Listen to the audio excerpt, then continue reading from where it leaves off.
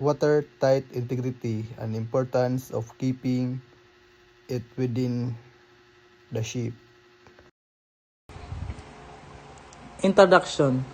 Watertight integrity is a core principle in the ship safety. It refers to ability of a vessel, hull, and internal structure to prevent water from entering and spreading inside the ship, especially in case of damage like collision, grounding, or sea.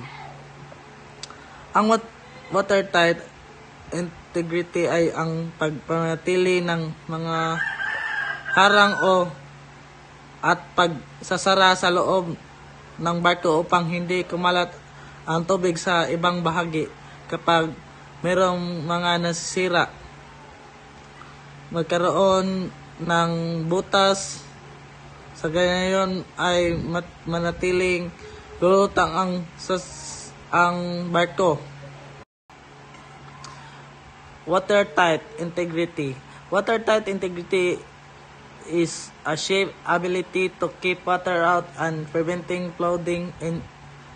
It ensures the ship stays safe, stable, and afloat by sealing compartment and closing watertight doors.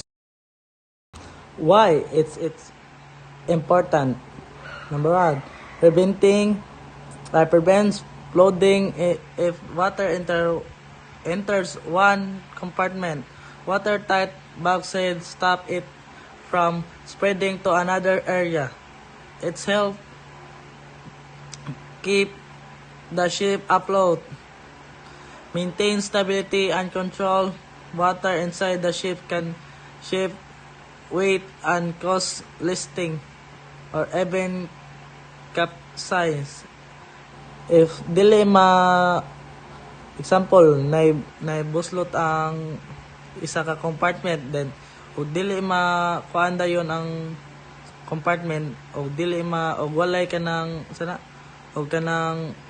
watertight, di na ma-stable ang barko niya, mabugat na pud ang barko niya, na posibilidad nga malunod ang barko.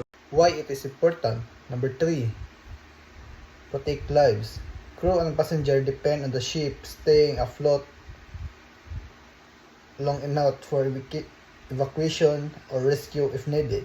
Number 4, ensures compliance with safety regulations. International maritime rules like SOLA safety of life at sea require strict watertight integrity standard.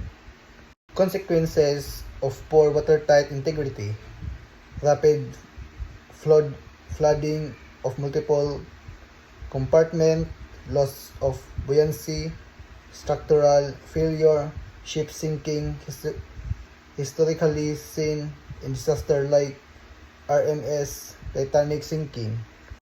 How it is maintained: keeping watertight doors closed at sea unless necessary, regular inspection of seals, gaskets, and bulbs, immediate repair of cracks on corrosion, crew training and drills, proper securing of cargo and openings.